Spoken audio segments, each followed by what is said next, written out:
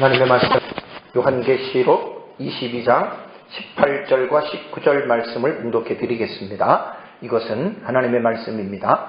내가 이 두루마리의 예언의 말씀을 듣는 모든 사람에게 증언하노니 만일 누구든지 이것들 외에 더하면 하나님이 이 두루마리에 기록된 재앙들을 그에게 더하실 것이요 만일 누구든지 이 두루마리의 예언의 말씀에서 제하여 버리면 하나님이 이 두루마리에 기록된 생명나무와 및 거룩한 성에 참여함을 제하여 버리시리라. 아멘. 2000년 기독교 역사를 통해서 성경 66권 가운데 가장 난해한 책이 요한계시록입니다.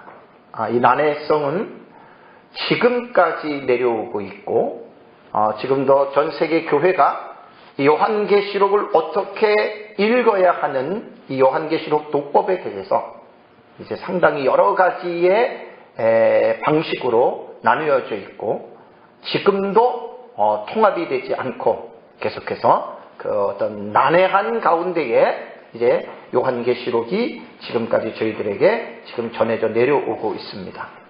저도 하나님의 은혜로 이제 기독교 종말론을 정리하게 됐고 또 계속 연구하고 특별히 기독교 종말론에서 가장 이제 핵심이라고 하는 마지막 부분이 이제 요한계시록인데 요한계시록에 대한 이 부분을 이제 깨닫고 나서 정말 이거야말로 정말 하나님의 큰 은혜가 아닌가라는 그런 생각을 해봅니다.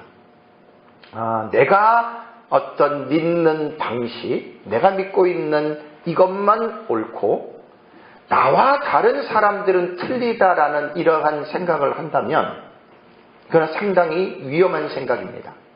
물론 이단과 사이비들의 해석을 우리가 존중할 필요는 없습니다. 이단과 사이비들의 그릇되고 잘못된 해석에 대해서는 당연히 우리가 하나님의 진리의 입장에서 공격하고 또 그들이 들어오는 공격의 내용을 방어할 필요가 우리가 있는데요. 기존 교회 안에서 이제 정상적인 신학에 대한 흐름 안에서 같이 걸어가고 있는 또 교단과 교파가 다르고 또 사상이 다르다 할지라도 우리가 서로가 다른 어떤 그러한 해석에 대해서는 상당히 신사적인 마음을 가지고 요한계시록은 폭넓게 공부해야 된다라고 하는 것이 이제 저의 생각입니다. 그래서 이제 요한계시록은 이제 기록된 구조나 형식 자체가 내용 자체가 일반 사람들이 보통 읽을 수 있는 그러한 형식으로 기록된 것이 아니에요. 그래서 제가 이제 2월 17일에 서남아시아 지역에 있는 KPM 고신에 있는 그 선교사님들을 대상으로 제가 90분하고 60분 강의를 제가 하고 아마 그때 이제 하나님이 제 강의를 준비하는 동안에 가운데에 그동안에 이제 제가 알고 있었던 부분들을 그 강의를 하기 위해서 하나님께서 이제 아주 잘 강의를 정리하게 해주셨어요.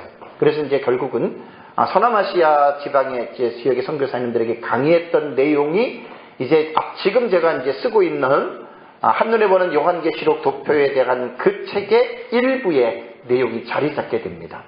그러니까 지금까지 대부분 목회자들도 성도들도 요한계시록을 체계적으로 이렇게 성경적으로 신학적으로 공부를 한 사람들은 거의 없고요. 거의 없다고 보셔도 돼요.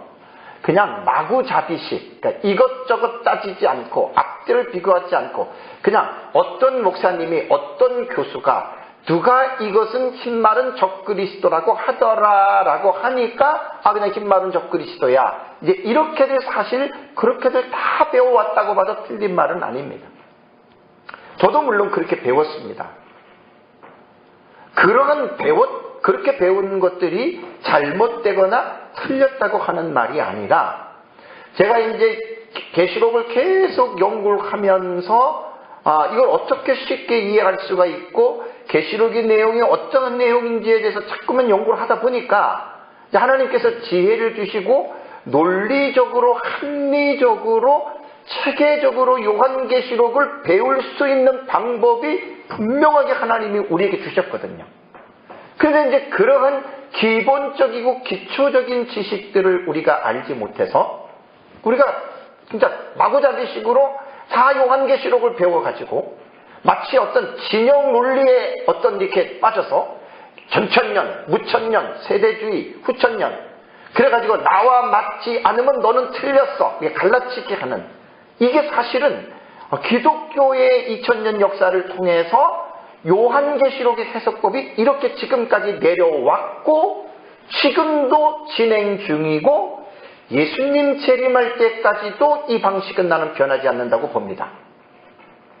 그래서 제가 안타까운 마음으로 요한계시록을 연구를 하면서 하나님의 그리스도의 몸된 공동체가 무형교회로 볼 때에는 전 세계 교회는 하나입니다. 예수 그리스도를 머리로 하고 구원받은 자들의 공통적인 집합이 그게 무형교회거든요. 전 세계적으로는 예수 그리스도를 머리로 한 교회는 무형교회 하나입니다. 근데 그 무형교회가 세계적으로 이 지상에서 지역별로 나누어지는 유형교회의 형식을 갖는 이런 유형교회의 모습을 지금 띠고 있는데요. 어쨌든 우리는 이 요한계시록에 대해서 하나님이 왜 성령의 감동을 통해서 사도 요한에게 이 요한계시록을 기록하게 했을까? 분명히 의도와 목적이 분명하다는 이야기예요. 근데 안타깝게도 이 요한계시록을 읽어내는 독법에 대해서 우리가 정말 신학자들이 조금만 더 관심을 갖고 조금만 더 연구하고 목회자들이 조금만 더 자세하게 이렇게 연구를 해서 우리가 이것을 가르치면 절대로 요한계시록은 미스테리의 책이 아니에요. 읽을 수 있고 이해할 수 있는 책입니다. 이런 어떤 하나님의 지혜가 필요한데 이러한 어떤 객관적인 지혜와 지식보다는 주관적으로 내 것만 옳다라고 하는 이제 이러한 식으로 이제 논쟁하고 막 격돌까지 하잖아요. 심지어는 이단이라고까지 그러잖아요. 이거는 주님의 몸과 몸끼리 일어나는 분쟁입니다. 이건 정말 기가 막힌 일입니다. 주님도 아마 이 사실을 보면서 하나님 나라에서 아니 우리 마음속에서 상당히 마음 아파하십니다. 성령이 이 고통을 느끼시는 거예요. 모르겠습니다. 사람마다 다 다르겠지만 제가 요한계시록을 연구하면서 저는 이 마음을 저는 느끼겠어요. 성령이 우리 안에서 탄식하고 성령이 우리 안에서 고통하는 그 성령의 그 생각을 저는 충분하게 저는 이해를 합니다. 그게 이제 제 책과 제 설교와 제가 하는 목회자들을 향해서 강의하는 내용 속에 그러한 어떤 의미들이 다 지금 들어가 있는 거예요. 특별히 2월 17일에 서남아시아 지역의 선교사님들에서 강의한 내용을 이제 지난주하고 이번 주부터 한두 달 정도는 제가 이제 가장 기본적인 이 요한계시록을 읽어야 할 이제 이 방법, 방식에 대해서 제가 계속 이제 설교해 나갑니다. 결국에 이제 이 설교가 제가 연구한 내용이 이제 이번에 쓰는 책의 일부에 들어간다라고 제가 조금 전에 이제 말씀을 드렸는데요. 자, 우선 요한계시록을 그냥 마구잡이로 읽으면 안 됩니다. 요한계시록은 사실 서신서의 형식도 있고 예언서의 형식과 묵시적인 형식을 갖추고 있는 책입니다. 그러니까 인간의 언어로 기록되었기에 반드시 성경은 문학은 아니지만 인간의 언어로 기록되었기 때문에 문학적인 면에서 어떠한 장르에 속했는지에 대한 이 부분을 분명하게 우리는 이해를 하고 성경을 읽어야 합니다. 요한계시록은 문학적 형식으로 보면 산문에 해당이 되고요. 내용으로 볼 때는 이제 서신의 형식도 있고 예언서의 형식도 갖추고 있지만 사실은 묵시문학이라 그러죠. 이 묵시문학은 아니지만 묵시문학적인 요소를 가지고 기록된 그 장르에 속한다고 제가 말씀을 드렸습니다. 자, 지난주 오전 예배에는 요한계시록을 올바르게 읽기 위해서는 다른 성경과 이 형식이 다르잖아요. 이게 계시문학이기 때문에 계시문학이 어떠한 것인지에 대한 기본적인 이해를 가지고 특별히 구약 성경과 연계된 그 부분들을 분명하게 공부를 해야지 요한계시록은 우리가 올바르게 공부를 할 수가 있습니다. 구약 성경과 요한계시록은 구약 성경과 단절된 책이 아니에요. 신약 성경도 구약 성경과 단절된 책이 아니잖아요. 똑같은 원리예요. 특히 요한계시록만 가지고 요한계시록 해석 절대로 못합니다. 그래서 이제 지난주 오후 예배에는 해석학적인 구조 안에서 요한계시록을 읽어야 돼요. 자, 어떤 사람들은 그럴 거예요. 목사님 무슨 신학교도 아니고 성도들이 무슨 해석학적인 구조를 알아야 되느냐. 여러분, 그건 진짜 가슴 아픈 일입니다. 성경은 마구잡이로 막 읽어서는 안 돼요. 이러한 성경적인 면과 신학적인 이러한 부분들을 무시하고 무조건 읽다가 보니까 이단과 사이비들이 생겨나고, 기존 교회 안에서도 성도들이 이러한 어떤 해석학적이나 신학적이나 이러한 기본적인 지식 없이 무조건 성경을 읽고 성령이 감동한다라고 하는 여기 논리에 빠져가지고 얼마나 성경을 자기 주관적이고 자기 중심적으로 오늘날 성도들이 성경을 읽어내는지 모릅니다. 저는 이게 너무너무 안타까운 거예요.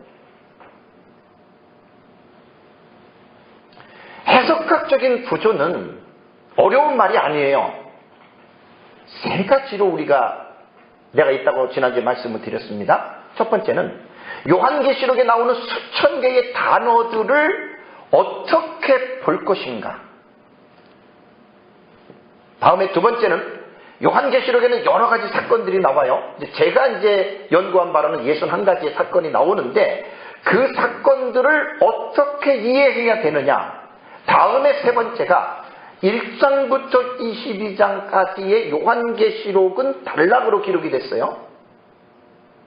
그러니까 문장은 단어가 모이는 것을 구가 모인 것들을 단락이라 그러고, 그것이 챕터, 장을 형성하고 그 장이 결국은 몇 개의 장으로 이루어졌냐에 따라서 책이 결정이 되잖아요.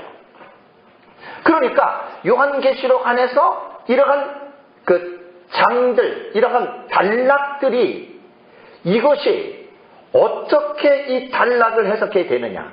보통 사람들이 생각하는 대로 순서대로 이 단락이 연결을 시켜야 되느냐, 아니면 이 사건들이 도치가 되어서 앞에 것이 들어갈 수도 있고 뒤에 것이 앞으로도 올 수가 있느냐.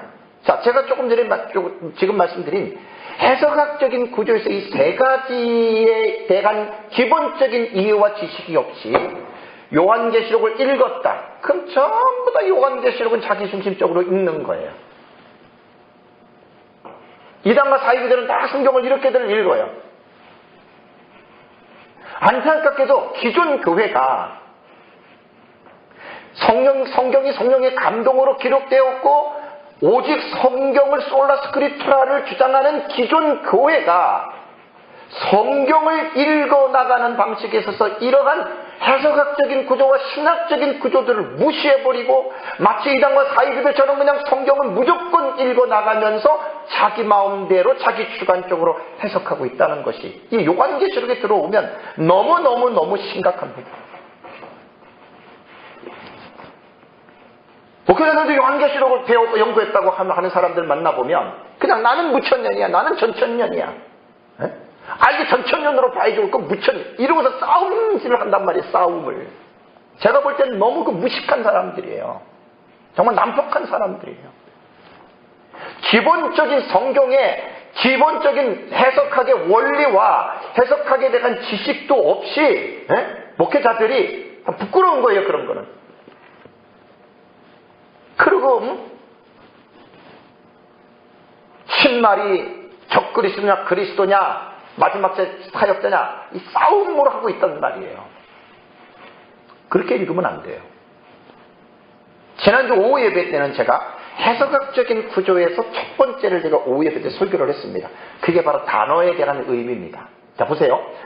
왜 요한계시록이 어렵고 난해하고 왜 백인백색이고 왜 천의 얼굴을 가졌다고 합니까? 그 이유를 알아야 돼요. 제가 지금 계속해서 설교에 앞으로 한 당분간 설교에 나가는 설교만 잘 들어봐도 충분히 공감이 됩니다. 그러니까 싸울 필요가 없는 거예요. 단어가 수천 개의 단어가 나오는데 그 단어를 어떻게 보느냐는 거예요. 어떻게. 사람들이 2000년 동안 기독교 교회가 어떻게 읽었는 줄 아세요? 어떤 사람들은 그 단어를 전부 다 문자적으로 읽어요. 문자. 두 중에 그럼 두 사람. 1260이면 1261 이렇게. 그런데 이렇게 기록된 단어를 다 문자로 읽는 방식을 세대주의 종말론자들은 그렇게 성경을 읽습니다. 또 한편에서는 이거는 묵시문학적으로 기록된 책이기 때문에, 계시문학이기 때문에 문자로 읽으면 안 돼. 이거는 상징으로 읽어야 돼.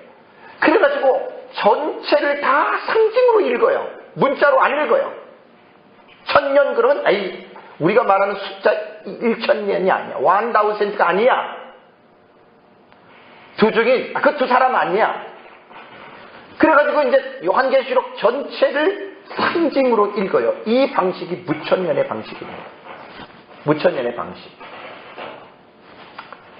그 다음에 요한계시록에 나타난 이 단어들을 문자적인 해석을 중시하면서 해석을 하면서 세대주의처럼 모든 것을 문자로 해석하는 것이 아니라 상징으로 해석해야 될 부분은 단호하게 상징으로 해석하는 학파가 있습니다.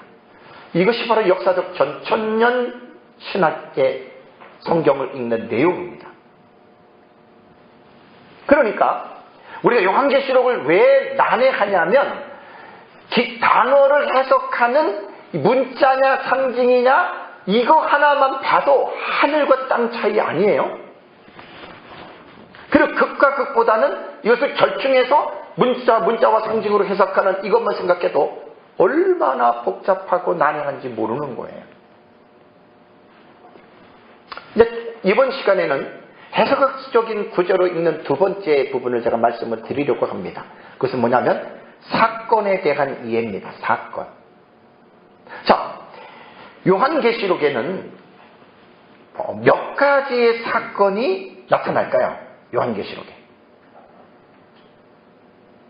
요한계시록에는 몇 가지 사건이 나타날까요? 사람들마다 다 다른데 제 책에 보면은 144페이지에 보면은 제가 하나의 도표 안에 요한이 1장에서 몇 번을 보고 2장에서는 몇 번을 보고 또 1장에서는 사건이 몇 개가 나오고 한 도표에 제가 딱 세 가지를 다 집어넣습니다. 그러니까 제가 연구한 바로는 사도 요한이 카이에이돈 그리고 내가 보았다. 본 것이 67번이고 그 다음에 카이에쿠사 그리고 내가 들은 것이 67번이더라고요. 여기에는 이제 보았다, 에이돈하고 에쿠사라고 하는 들었다라고 하는 동사가 없어도 문맥을 볼 때 이것은 보고 이것은 들은 거예요. 그것까지 제가 다 포함시켜서 보니까 요한계시록 안에는 요한이 보고 들은 것들이 공교롭게도 67개가 되는 거예요. 그리고 사건을 봤을 때는 사건은 61가지 사건이 나옵니다. 자, 이거 그냥 이렇게만 말하고 넘어가잖아요. 그럼 사람들의 마음에 새겨지질 않아요. 좀 시간이 걸려도 1장에는 몇 가지 사건이 나타나느냐? 1장에는 우리가 보통 프롤로그라 그래요. 서론이라고 우리는 요한계시록 1장을 우리는 부르거든요. 자, 요한계시록 1장을 보면은 표제와 인사, 그 다음에 또 예수 그리스도께서 나타나셔서 예수님께서 명령하시는 내용이 1장에 나오죠. 여러분들이 눈으로 딱 보세요. 자꾸만 보셔야 돼요. 그럼 1장에는 내가 사건을 하나로만 잡았습니다. 그냥 뭐 몇 가지 사건으로 말한 게 아니라 그냥 한 가지 사건으로 잡았고, 그 다음에 2장을 보면은 에베소 교회, 그 다음에 서모나 교회, 버가모 교회, 두아디라 교회에 편지를 하는 내용이잖아요. 이거는 사건을 4개로 잡은 거예요.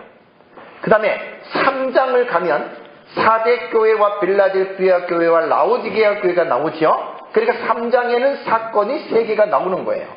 그 다음에 4장을 보면은 4장에는 천상의 하늘에 대한 하나님의 보좌에 있는 그 모습을 보여주기 때문에 4장도 제가 사건을 한 번으로 잡은 겁니다.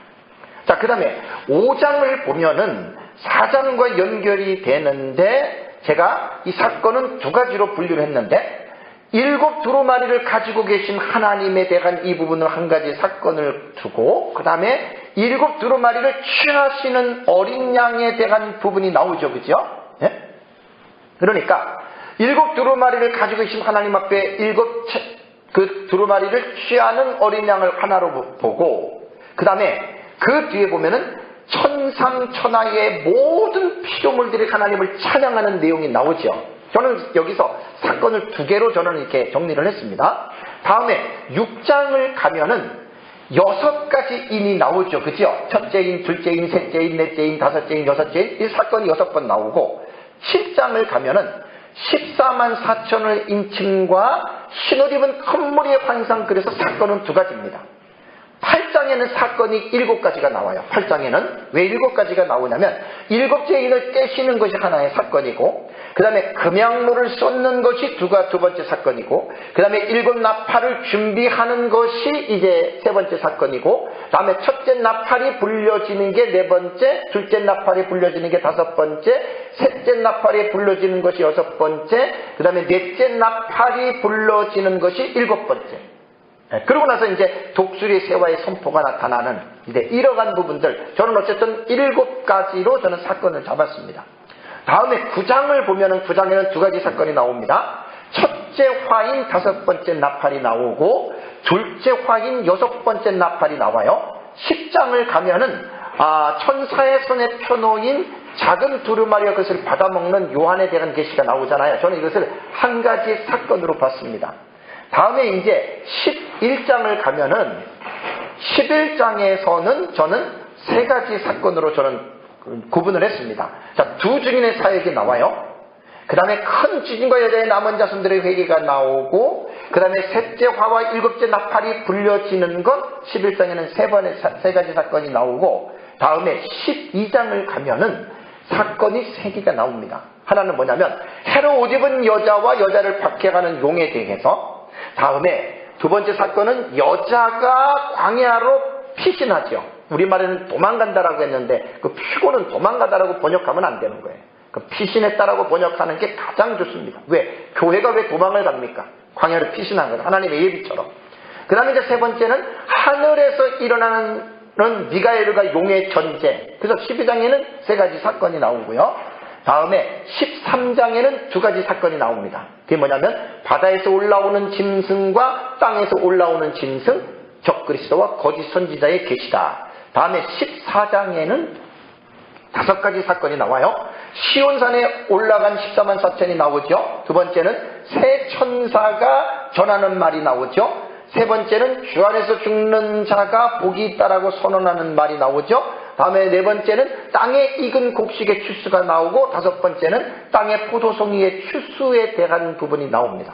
15장을 가면은 2가지 사건입니다. 7재앙을 가진 7 천사, 그 다음에 불이 섞인 유리 바닷가에 대한 계시가 나오고, 16장에는 7가지의 계시가 나오는데 16장에는 7 대접이 다 쏟아져요. 첫째, 둘째, 셋째, 넷째, 다섯째, 여섯째. 그래서 이제 7가지 사건이 나오고, 17장에는 큰 음녀와 짐승에 대한 비밀을 계시하고 있거든요. 그래서 한 가지 사건. 그 다음에 18장은 큰 성 바벨론이 멸망하는 한 가지 사건. 다음에 19장에는 어린 양의 혼인잔치와 아마겟돈 전쟁에 관해서 사건은 2가지고, 다음에 20장에는 4가지 사건이 나옵니다. 1000년 동안 용을 무적응에 결박하죠. 다음에 이제 천년왕국에 대해서 4절과 6절은 천년왕국 전체를 계시하는 것이 아니라 천년왕국 가운데의 특이한 한 가지의 사건을 클로즈업 시켜요. 그게 4절과 6절이에요.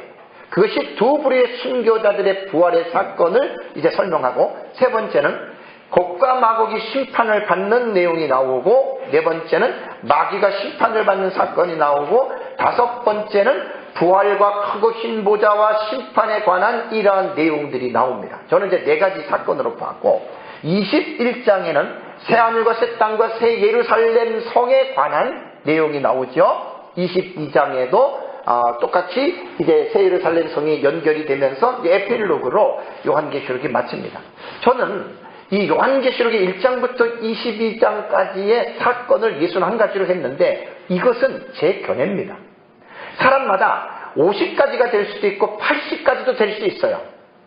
70가지도 될 수 있고, 그건 뭐냐면 사람들이 보는 관점에서 나누기에 달린 거예요. 저도 사실 이게 한 6년, 5년 전에 제가 연구를 해놓은 거기 때문에 다시 한번 좀 세밀하게 제가 좀 정리를 해야 돼요. 그러면 진감이 있을 수 있습니다. 그러니까 몇 가지가 중요한 건 아니에요. 어쨌든 요한계시록 안에는 이러한 여러 가지, 제가 이제 연구한 바로는 61가지의 사건들이 들어있는데 2000년 기독교 교회가 이 요한계시록에 일어난 사건을 도대체 어떻게 읽어왔을까? 이거 지금 대단히 중요한 거예요. 아까 지금 조금 전에 말씀드린 대로 요한계시록을 막무가내식으로 주먹구구식으로 배운 사람들은 이런 기본적인 지식들이 없이 무조건 자기가 그냥 누구한테 뭐뭐 카더라 하니까 그냥 이건 이런 거고 이런 거고 이런 거고 이렇게 요한계시록이 정리가 된 사람들은 너무너무 참 안타까운 사람들이에요. 대화 자체가 안 되는 사람들이 그런 사람들. 참 성경을 왜 그렇게 성경을 그렇게 자기 마음대로 주관적으로 그냥 위험하게 읽는지 몰라. 요한계시록이 제일 그렇다는 말이에요. 제가 2000년의 교회사를 통해서, 이게 교회사에 나타나는 거예요. 이 역사 신학인데, 근데 뭐, 다 책들을 보면 이제 그런 책들을 제가 보니까, 요한계시록을 공부하기 전에는 먼저 서론식으로 요한계시록을 어떻게 읽어야 하는지의 독법에 대해서 공부들을 해야 되는 거예요. 안타깝게도 신학교에서 이런 공부들을 시키는 학교들이 거의 없지요. 왜? 시간적으로도 안 돼요. 그러나 신학교에서는 이거 조직신학에서 종말론 파트를 들어갈 때는 반드시 조직신학 교수들은 제가 선함하셔야 했던 지금 이 내용들을 반드시 학생들에게 가르쳐야 돼요. 내가 뭐 무천년이니까 무천년이 옳다. 내가 전천이니까 전천년이 옳다. 이렇게 가르치면 안 되는 거예요, 교수들은. 자기의 것은 있지만 객관적으로 이 요한계시록을 학생들에게 가르치고 그 다음에 결정하는 거는 학생들 자신에게 맡겨야 됩니다. 참 신학교의 교수님들도 보면 안타까운 분들 너무 많아요. 너무 많아요. 특히 조직신학에 가르치는 교수님들 같은 경우는 이게 종말론에서 이거 잘 연구해서 객관적으로 가르쳐야 됩니다. 그냥 뭐 나는 무천년이니까 뭐 나는 전천년이니까 그냥 이렇게 딱 들어보면 알아요. 이 지금 교수님이 이게 지금 얼마만큼 종말론을 지금 연구를 했는지 이게 객관적인 주관적인지 딱 보면 책이나 그런 걸 보면 알거든요. 너무너무 제가 안타까워서 그러는 거예요. 자, 그렇다면 지금까지 약 2000년 동안 교회가 요한계시록에 기록된 사건을 어떻게 읽어왔느냐 딱 5가지 방식입니다. 한번 들어보세요. 첫 번째는 여러분들은 다 들었기 때문에 잘 알아요. 첫 번째는 과거적 해석입니다. 그러니까 대체적으로 과거적 해석이라고 하는 말은 이제 주제에서 말하듯이 요한계시록에 기록된 내용은 보통 한 20장 이전까지는 과거에 다 이미 이루어졌다는 거예요. 이제 차근차근 제가 할 거예요. 이거는 지금 이제 윤곽 아웃라인을 잡아드리는 거예요. 그러니까 요한계시록 기록되는 건 다 과거에 일어난 거야. 이렇게 해석하는 읽어왔던 사람들이 있었어요. 신학자들이. 다음에 두 번째는 요한계시록은 과거라고 하는 말은 좁게는 AD 70년이에요. 예루살렘 멸망할 때.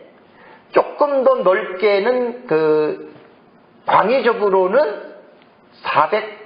450년경에 서로마가 멸망하잖아요. 그러니까 서로마 멸망할 때까지에 대한 내용이다. 이렇게 하는 게 과거적 해석이고, 두 번째는 역사주의 해석이 있습니다. 역사주의 해석. 역사주의 해석은 뭘 말을 하냐면 요한계시록은 신약시대부터 예수님의 재림 때까지 일어나는 시간표다 이거예요. 그러니까 어떻게 되냐면 뭐 첫째인, 둘째인, 뭐 일곱째인, 일곱 나팔, 일곱 대접 있잖아요. 그것이 신약시대부터 재림 때까지 예를 들면 첫째인은 초대교회 때에 다섯째기는 중세시대 때, 예를 들면 이런 식으로 짐승은 로마 제국이고, 이렇게 지금 다 2000년 교회사를 통해서 예수님 재림 때까지를 이제 역사주의는 그때 전부 다 일어나는 사건이라고 해석을 하는데, 이 역사주의 해석자들의 그 해석법들을 들어보면 이미 요한계시록은 90% 이상이 다 이루어진 걸로 해석을 해요. 이건 내가 이제 구체적으로 들어갈 때 자세하게 말씀을 드릴게요. 다음에 세 번째는 어떻게 사건들을 해석했냐면 이상주의 해석이 있습니다. 이상주의 해석이라고 하는 말은 요한계시록이 이렇게 사건으로 흰말 탄자, 붉은 말 탄자, 검은 말 탄자, 청황색 말 탄자가 사건으로 나타났지만 이상주의 해석은 영적 해석이라고도 하고 상징주의 해석이라고도 하거든요. 이 해석법은 뭐냐면 사건 아니야 이렇게 해석해요. 사건이 아니고 상징으로 영적으로 해석을 하는데 이상주의 해석은 가장 특징이 뭐냐면 신약시대 전체의 선과 악의 대립과 싸움을 통해서 반드시 선이 이긴다. 그러니까 반드시 사탄의 세력과 교회의 세력이 투쟁을 하지만 반드시 교회가 이긴다. 그 요한계시록을 이상주의는 사건으로 해석을 안 해요. 다 상징으로서 영적인 meaning, 의미만, spiritual meaning, 영적인 의미만 그냥 가지고 해석을 하는 방식이 이상주의 해석입니다. 이 해석법이 어디에 해석하냐면 무천년이 이제 대체적으로 이 해석법을 쓰는 거예요. 사건 같은 거, 과거의 현재는 그런 거 안 따집니다. 다음에 미래주의 해석법이 있습니다. 말 그대로 요한계시록은 1장에서 3장까지 요한 당시에 있었던 일이고 4장부터 22장까지는 앞으로 일어날 사건이다. 이렇게 미래주의 해석을 해요. 그러면서 여기에서 미래주의 해석법은 두 가지입니다. 두 부류가 있습니다. 첫 번째는 역사적 전천년주의고 두 번째는 세대주의입니다. 요건 제가 나중에 자세하게 말씀을 드리겠습니다. 다음에 다섯 번째는 뭐냐면 절충주의입니다.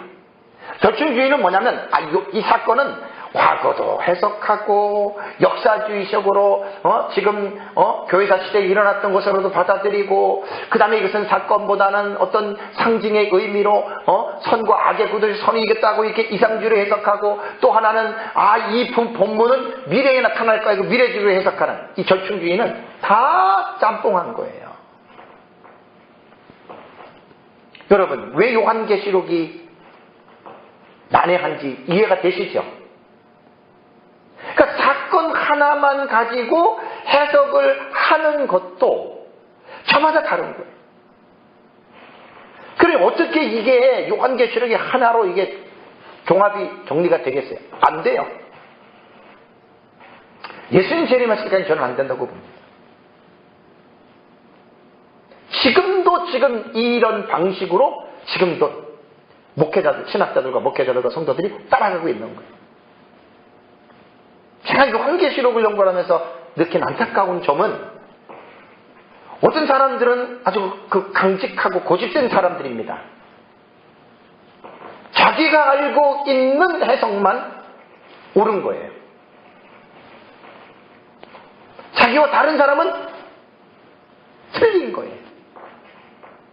그리고 말다툼하고 심지어 싸워요. 그리고 등 돌려요. 목사들도 신학자들도 등 돌려요. 난 이 사실을 알고 나서 난 너무너무 마음이 아팠습니다. 아마 이 마음이 성령의 탄식이라고 저는 생각합니다.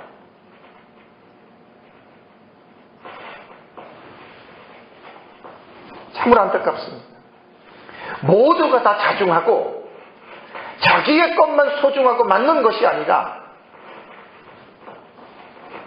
상대방이 주장하는 것도 이단과 사이비들의 주장이 아니라면 겸손하게 왜 저 사람은 저렇게 해석할까에 대한 그 사람 입장에서 좀 배우신 나는 그런 사람들이 사실 많지 않지만 저는 그런 사람이 되기를 원합니다. 객관적인 입장에서 보지 않으면 요한계시록을 가지고 신학자들과 목회자들이 싸움박질 나고 원수가 돼버려요. 이건 마귀의 계략에 빠져버린 거예요.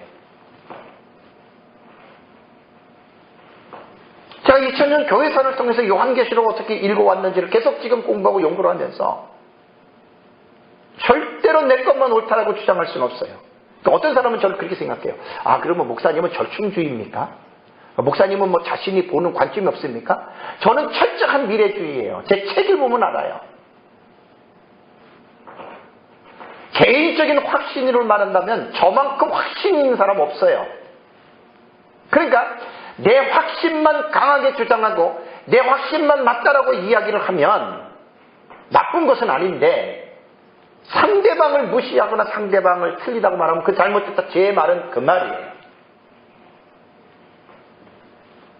그래서 내가 누구한테 배웠고 내가 어떻게 알고 있던지 간에 특별히 목회자들은 하나만 가르치고 하나만 옳다고 주장하는 것은 제가 볼 때는 나는 잘못됐다고 봅니다. 그래서 저는 여태까지 여러분들한테 종말론을 요한계시록을 가르칠 때 객관적으로 가르친 그 증거가 제 책이에요. 다 여러분들에게 대부분 설교했던 내용들입니다. 사실은 그게 아주 오랜 시간을 했죠.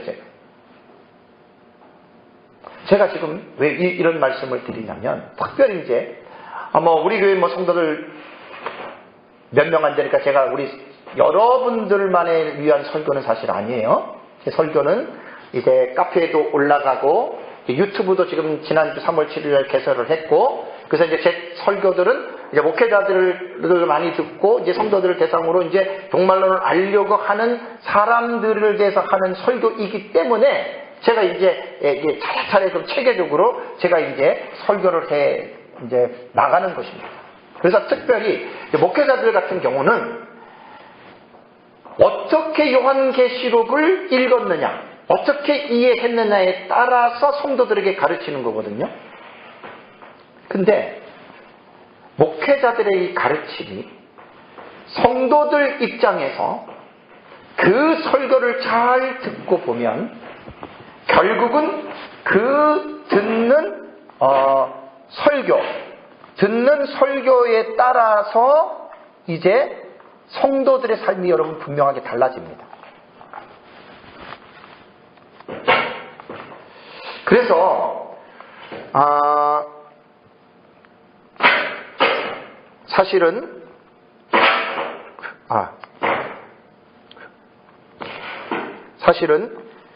그 설교자들에게 있어서 요한계시록을 어떻게 읽느냐에 대한, 어떻게 이해했느냐에 대한 이 부분은 사실 절대적이라고 말할 수 있어요. 왜냐하면 그대로 성도들에게 가르치거든요. 제가 조금 전에 과거주의, 역사주의, 이상주의, 그 다음에 미래주의, 절충주의 얘기를 했잖아요. 이제 자세한 내용은 이제 오후부터 들어가는데, 한번 들어보세요. 제가 이제 먼저, 그 강론을 설명하기 전에 전체적인 윤곽을 먼저 제가 말씀을 드립니다.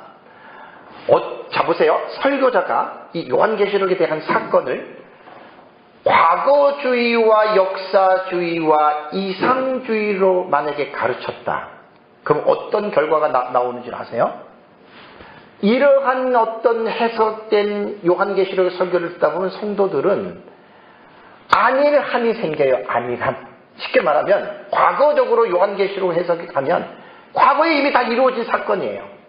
마치 구약 성경에 분열왕국에 나타난 이스라엘 역사들이 다 이루어지고 토로 후기 시대에 있었던 일이 다 이루어진 것을 우리는 그냥 과거에 일어나던 사건을 보고 우리는 이제 교훈을 삼는 과거주의는 그거밖에 안 돼요. 역사주의 해석도 마찬가지입니다. 거의 역사주의 해석가들은 요한계시록이 90% 이상 다 성취된 걸로 봐요. 그러니까 과거주의나 역사주의는 이미 요한계시록에 나타난 사건들 자체가 거의 다 이루어진 것으로 해석을 하기 때문에 특별하게 어떤 사건적인 면으로 볼 때는 연구할 내용들이 사실 거의 없는 거죠. 또 하나, 이상주의 해석은 그 사건이 아니야. 과거나 미래나 그런 사건이 아니고 이 본문은 그냥 영적인 의미, 곧 선과 악의 구도 속에서 선이 이기는 거야. 그냥 한마디로 말하면 교회는 이겨. 구원받은 자는 걱정할 거 없어. 사실 이러한 여러분 생각을 듣는 사람들에게 가지게 된다는 말이에요. 현재 한국교회가 어떤 줄 아십니까? 사실 지금 이 시대의 한국교회는요, 종말론에 대한 인식이 거의 미미해요. 그러니까 그 사이비, 이단, 시한부 종말론자들만 이제 종말론을 가지고 막 난리들을 치죠. 기존 교회들은 예수님의 재림이라던가 천국에 대한 소망이라던가 이런 부분들이요 사실 거의 약하다고 보시면 돼요. 한국 한국에 말도 없이 지금 뭐 설교들이 홍수를 이루잖아요. 한번 들어들 보세요. 이단과 사이비를 빼놓고 종말론을 가지고 그렇게 깊이 있게 가르치는 교회들은 있기는 하지만 제가 볼 땐 극소수라는 말입니다. 그리고 이거 제가 왜 이제 종말론을 연구하면서 제가 깨달은 거예요. 왜 이럴 수밖에 없을까? 사실 한국교회의 지금 신학의 흐름은 약 20년 전부터요. 지금 합신이나 고신이나 총신 보수 신학교회 보잖아요. 물론 이제 광나루 쪽에 거기 뭐 신정통주의지만 뭐 보수라기보다는 신정통주의까지 이렇게 보면은 역사적 전천년으로 믿는 가르치는 교수들 거의 없어요. 고신에 지금 없어요. 합동도 마찬가지, 합동도. 합신도 마찬가지예요. 다 지금 조직신학자들이 어떻게 가르치냐면 무천년으로 가르치거든요. 조금 전에 말씀드렸잖아요. 무천년의 해석이 가장 가까운 게 이상주의와 역사주의와 과거주의예요.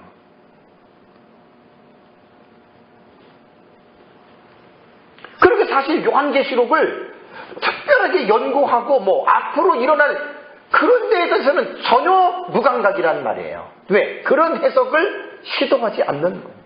그러니까 예수님을 믿으면 구원받았기 때문에 종말의 시대가 와도 또 종말의 시대에 어떤 대환란이 온다 하더라도 걱정하지 말라는 거예요. 왜? 우리는 구원받았고 나는 예수 안에 있기 때문에 걱정할 필요가 없다라고 이렇게 성도들에게 위안을 주는 거예요. 자, 제가 이제 반론을 제기합니다. 과연 예수님을 믿고 구원을 받았다고 전혀 우리가 삶을 염려하지 않고 있으면 되는 것인가? 나는 절대로 노라고 답하고 싶습니다. 자, 하나님은 구원받은 성도들에게 모든 삶에 있어서 행동에 있어서 자유의지를 주신 거예요. 자, 보세요. 구원받을 때에는 사람이 구원받기 위해서는 자유의지가 필요 없어요. 왜? 헌물과제로 죽었기 때문에.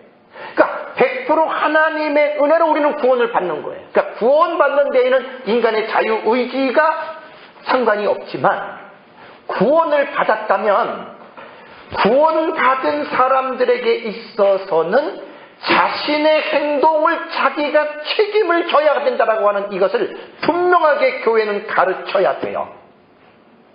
하나님의 절대 주권을 오해하고 있는 칼빈주의 장로교 목사님들의 설교 중에 큰 실수가 뭐냐면 마치 하나님이 모든 것들을 다 하시기 때문에 나는 안 해도 하나님의 은혜로 모든 것들이 이루어져 나간다라고 하는 아주 위험한 사상을 가르치고 있어요. 이런 사람들 장로교 안에서 칼빈주의 배운 사람들 많아요. 신학에 깊이가 없는 사람들은 다 지금도 이렇게 가르쳐요. 이게 얼마나 성경적으로 잘못된 해석인 줄 아세요? 여러분, 이스라엘이 아브라함의 육신의 자손인 이스라엘이 멸망했어요. 주전 722년에 아수르에게 북이스라엘이 멸망했고 주전 586년에 남유다가 멸망했어요. 아주 비참하게 멸망했죠. 제가 묻겠습니다. 왜 아브라함의 자손이고 하나님의 선택된 민족이 왜 망했어요? 하나님이 손이 짧아서? 하나님의 힘이 부족해서? 하나님이 아수르와 바벨론보다도 하나님의 힘이 약해서 그들이 멸망했나요? 아닙니다. 북이스라엘과 남유다가 멸망할 길을 그들이 선택했기 때문에 그들이 자신들의 자유의지를 그렇게 사용했기 때문에 그들은 멸망한 거예요. 자, 신명기 30장을 빨리 가보세요. 신명기 30장. 신명기 30장 15절과 20절. 제가 종말론에 사실 제 반론이에요.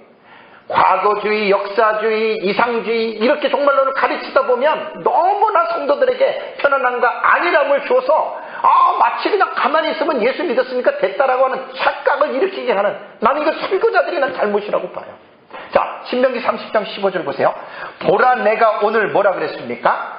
생명과 복과 사망과 화를 어떻게 해요? 내 앞에 두었나니. 이게 지금 잘 들어보세요. 구약시대 이스라엘 백성들에게 가나안을 들어가기 전에 그 이스라엘 공동체에게 하나님이 모세를 통해서 지금 말한 거예요. 너희들 앞에 생명과 복과 사망과 두 가지 길을 줬어요. 그 다음에 16절 뭐라 그랬습니까? 곧 내가 오늘 명령하여 네 하나님의 여호와를 사랑하고 그 다음에 그 모든 길로 행하여 지켜라 그랬어요.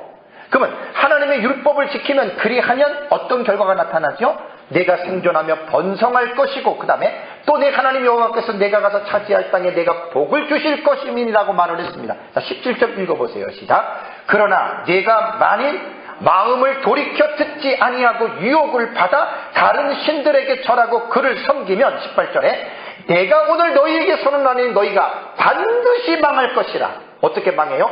너희가 요단을 건너가서 차지할 땅에서 너희 날이 길지 못할 것이니라 라고 이렇게 말했습니다. 19절에도 내가 오늘 하늘과 땅을 불러 너희에게 증거를 삼노라. 내가 생명과 사망과 복과 저주를 네 앞에 두었은즉 그 다음에 뭐라 그랬어요? 너와 내 자손이 살기 위하여 뭘 하라고요? 생명을 택하라. 그러면 제가 묻겠습니다. 자, 아브라함이 하나님의 선민이에요. 하나님께서 선택된 백성이고 아브라함의 자손이에요. 가만히 있으면 하나님이 그들을 생명의 길로 하나님이 밀어주십니까? 등 떠밀어 주십니까? 아니에요. 이스라엘 백성들이 아브라함의 자손을 출생한 것은 그들의 선택이 아니었어요. 우리가 태어날 때 내가 부모를 선택했나요? 내가 성별을 남자로 여자로 내가 선택했나요? 아니에요.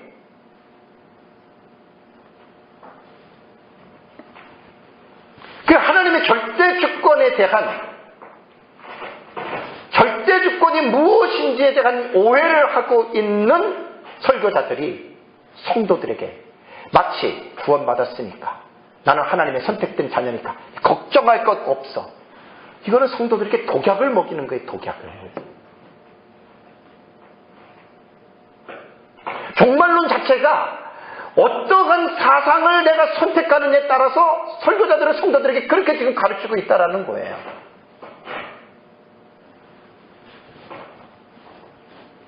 그래서 사실은 제가 종말론을 연구를 하면서 과거주의와 역사주의와 이상주의의 이 사건을 해석하는 이 설교자들의 설교를 들어보면 성도들로 하여금 무사안일의 삶을 살아가도록 부추겨요. 야, 이게 참 내가 미래주의를 보니까 그렇다는 말이 아니에요. 실제로 그래요.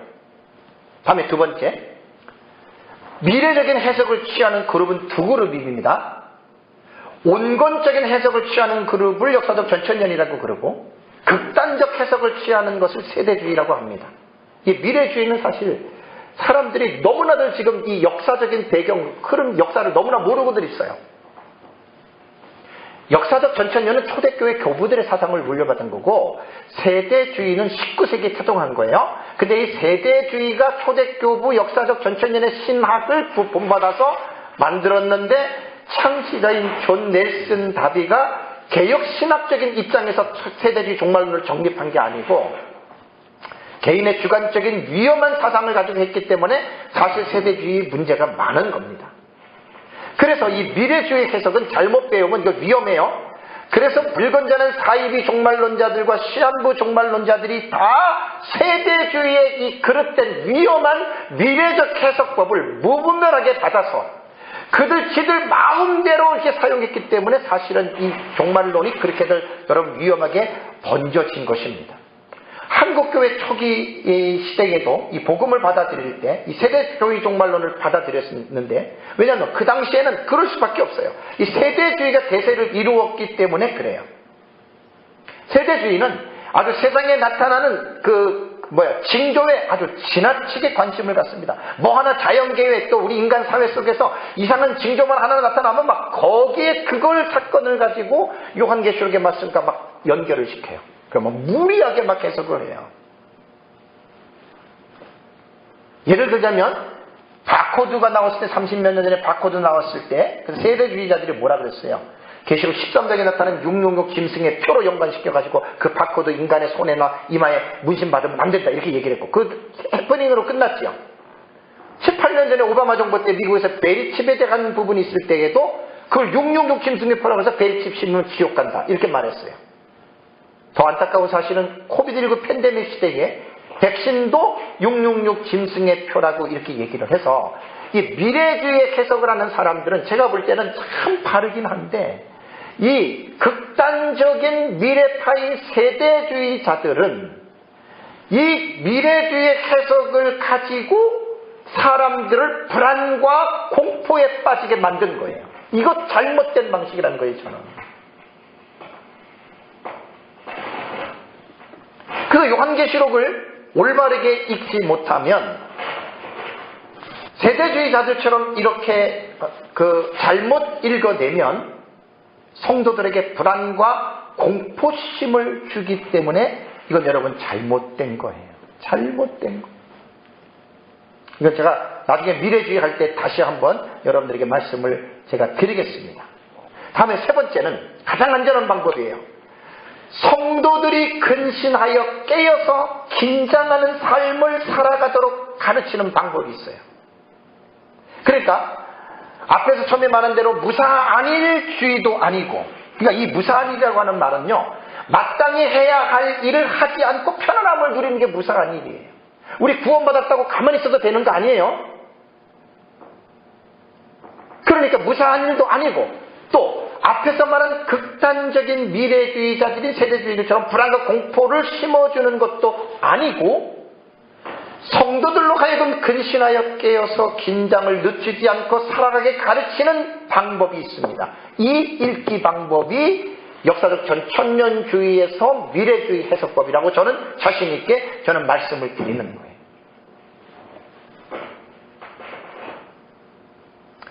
미국의 역사적 전천년주의 학자였던 조지 레드 박사가 있습니다. 제가 늘 여러분들한테 수백 번 얘기를 했죠.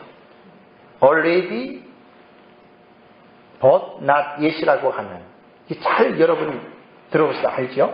그러니까 레드는 이렇게 주장한 거예요. 하나님의 나라는 게 하나님의 나라, 종말론도 하나님의 나라의 관점에서 종말론을 이해해야 돼요. 예수 그리스도의 종말과 천년왕국과 새하늘과 새 땅 새 예루살렘성은 종말론으로 볼 때는 완성을 말하는 거예요. 완성. 그러니까 레드 박사는 뭐라고 얘기를 했냐면 하나님의 나라가 죽어서만 가는 그 나라가 아니에요. 예수님이 공생애 때 말씀하신 것처럼 하나님의 나라가 여기 있다 저기 있다 하지 말아라. 하나님의 나라는 이미 너희 안에 임했다 그랬죠. 그죠? 그 안이라고 하는 말은 믿는 자들 속에 임하는 거예요. 그러니까 하나님의 나라는 예수 그리스도의 초림을 통해서 그를 믿는 자들 안에 이미 어떻게 해요? 임했어요. 그게 already의 개념이에요. 그렇지만 하나님의 나라가 임했다고 그 하나님의 나라가 완성됐느냐? 퍼펙트한 하나님의 나라냐? 아니에요. 아직은 완성되지 못한 그 비트윈 사이에 있는 거예요. 그래서 구원받은 하나님의 자녀들은, 성도들은 이미 우리 안에 현재에 임한 하나님의 나라 안에서 성령 안에서 성령과 함께 동행하는 삶을 누려요. 그렇지만 우리가 완전히 성화가 된 것도 아니고 우리 안에 죄성들과 싸워가면서 우리가 이 땅에서 이제 그 성화의 삶을 살아가잖아요. 그러니까 종말로는 요한계시록은 어떻게 봐야 되냐면 과거에 이루어진 것도 아니고 역사주의처럼 90%가 다 이루어진 것도 아니고 그리고 이상주의처럼 사건하고 관심이 없는 선과 악의 대결에서 무조건 선이 이긴다 그런 어떤 그 상징적인 것도 아니고 요한계시록을 연구하다 보면 분명하게 7인 7나팔 7대접 하나의 각각의 사건이 벌어집니다. 이 사건을 해석할 때 미래주의의 해석은 1장부터 3장까지는 요한 당시에 이루어졌던 사건으로 보고 4장 이후는 말 그대로 미래로 보는 거예요. 그럼 이게 어느 미래냐? 언제 미래냐? 근접 미래냐? 아니면 먼 미래냐? 거의 역사적 전천년주의자들은 다는 아니에요. 먼 미래로 봐요. 그 먼 미래가 언제냐? 예수 그리스도의 재림하시기 직전에 한 짧은 기간. 이건 제가 이제 여러분들은 많이 들었지만 다른 분들은 이렇게 얘기를 하면 이제 못 들은 분들은 모르거든요. 그래서 이제 구약성경 다니엘에서 71회로 가서 한일에 대한 개념이 여기서 사실은 연결이 되는 거예요. 그래서 요한계시록은 성경적으로 깊이 있게 공부를 하지 않고 그냥 타다라 해가지고 그냥 이거 정말 제가 볼 때 너무너무 안타까운 거예요. 역사적 전천년은요, 초대 교부들이 가지고 있었던 신앙을 계승한 것입니다. 이제 아쉬운 것은 뭐냐면 역사적 전천년의 정체성이 지금도 절대로 분명하지 않아요. 그리고 역사적 전천년은 우리나라 같은 경우 뭐 외국도 그러겠지만 세대주의 전천년과 혼합이 되어져 있어서 물과 기름을 섞어 놓으면 뭐가 물이고 뭐가 기름으로 이제 똑같은 어떤 색채니까 안 보이잖아요. 지금 한국교회 안에는 역사적 전천년주의자들 안에는 이게 거의 팽배해요. 뭐가 전천년이고 뭐가 세대주의고 이런 것에 대한 정확하게 어떤 딱 디바인이 안 돼요. 분별이 안 되고 구분도 안 돼요. 참 너무너무 안타깝습니다. 그래서 혼합이 되어서 어떤 역사적 전천년이 뚜렷한 정체성도 없고 그냥 4분 5열이 되어져 있어요. 4분 5열. 그래서 제가 종말론을 연구를 하면서 이 역사적 전천년주의의 이 종말론을 하면서 이 사람 저 사람 외국 학자 우리나라 학자들 이렇게 보면은 너무 넓어요. 저는 확실하게 철저한 미래주의 해석법을 따르기 때문에 이제 제가 볼 때는 넓게 보이죠. 이 넓다는 말은 뭐냐면 절충주의, 절충주의. 다 이것저것 섞은 거예요. 과거, 역사, 이상주의, 뭐 미래 다 섞은 거예요. 나중에 이제 말씀을 드리겠지만 일관성이 없는 거예요, 이런 거는. 그러니까 천의 얼굴이 되고 만의 얼굴이 될 수도 있는 거죠. 이것저것 막 섞으면 섞기에 따라서 다른 거예요, 그 효과가.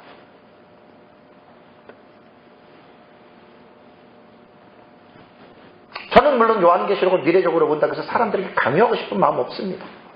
강요하다 보면 상대방이 거부하면 그 사람하고 감정이 상해지는 거예요. 그러니까 강요할 필요 없어요.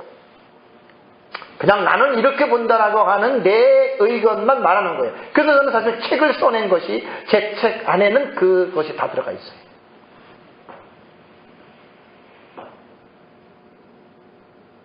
제 생각은 역사적 전천년주의의 정체성은 대다수의 무천년주의자들도 그렇고 역사적 전천년주의자들도 그렇고 역사적 전천년주의의 정체성은 미래주의 해석 방법이라고 다 이야기를 합니다. 미래주의 해석 방법이라고.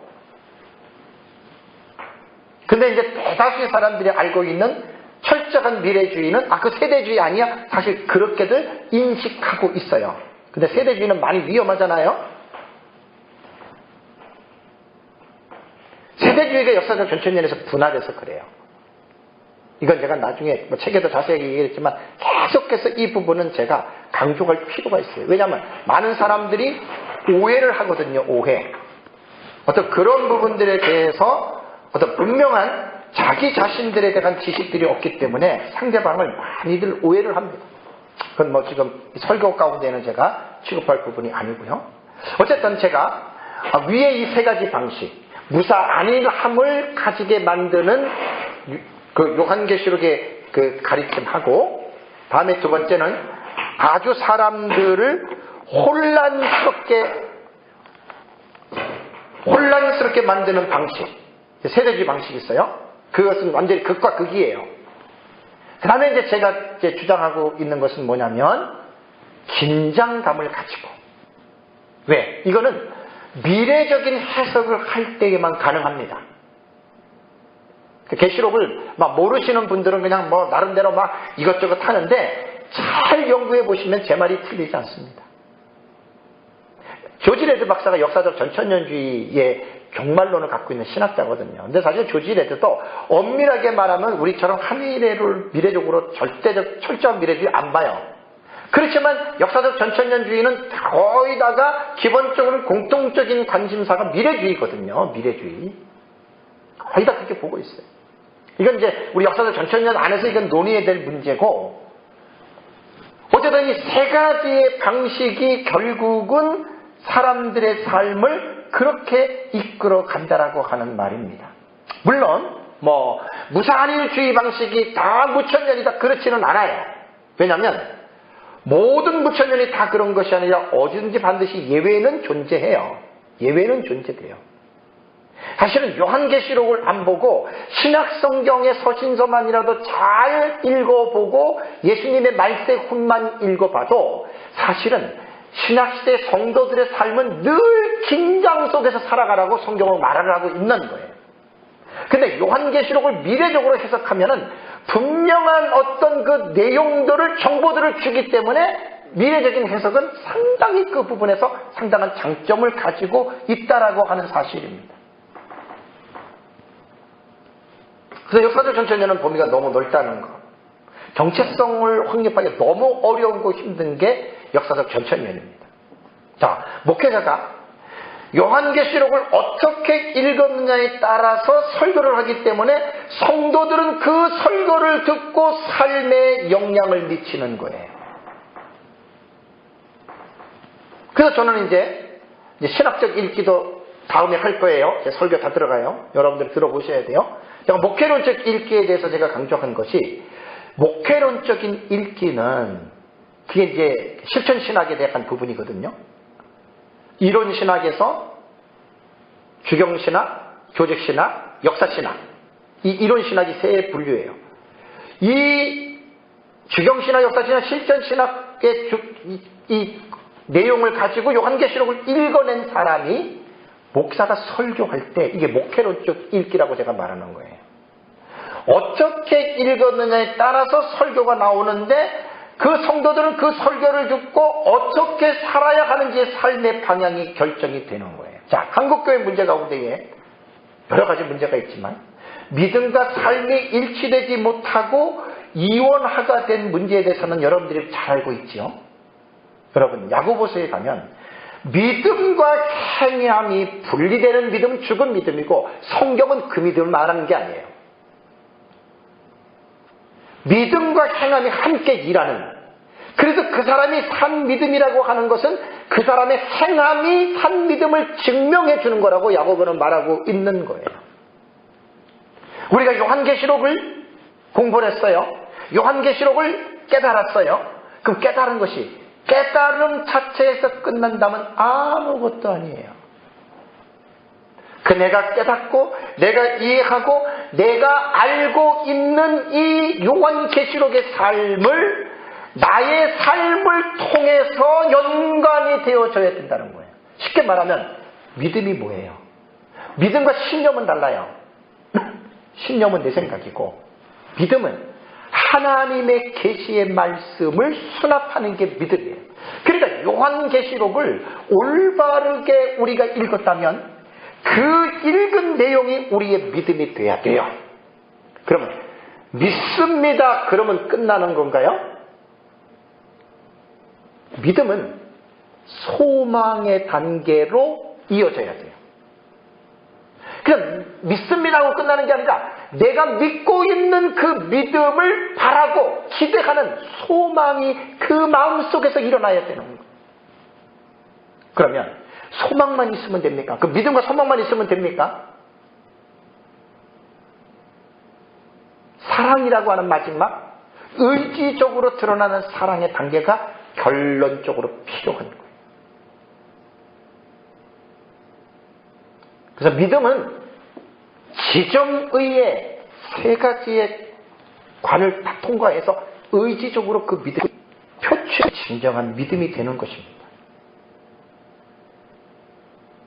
요한계시록을 분명하게 올바르게 읽었다면 이 읽은 내용이 우리의 믿음이 될 것이고 소망이 될 것이고 그 소망이 우리들의 사랑의 삶을 통해서 요한계시록의 말씀을 삶을 통해서 읽어내야 되는 거예요. 이것이 하나님이 우리에게 계시록을 주신 목적이고 이 일을 누가 했냐면 1차적으로 목회자들이 목회론적인 읽기로 성경을 읽어서 성도들에게 이렇게 가르쳐서 요한계시록은 예수의 재림을 선포하고 있잖아요. 예수님의 재림 직전에 성도들은 신부로서 신부 단장하면서 거룩한 삶을 살아가도록 교훈하는 것이 이게 요한계시록의 핵심입니다. 그래서 우리가 요한계시록이 왜 어려울까? 무엇 때문에 요한계시록이 어려울까? 다 이러한 근거와 이러한 이유가 있기 때문에 요한계시록이 어려운 거예요. 그래서 우리가 하나하나 차근차근 공부해 가면서 그냥 무조건 어렵다라는 말 하는 사람하고 이게 보니까 진짜 이래서 어렵냐고는 차원이 다른 거예요. 깊이가 다른 거예요. 그래서 우리가 성령의 감동으로 요한계시록의 말씀을 잘 배우고 또 믿음으로 예수님의 재림을 앙망하면서 승리하는 삶을 살아가시기를 주님의 이름으로 축복합니다. 기도하겠습니다.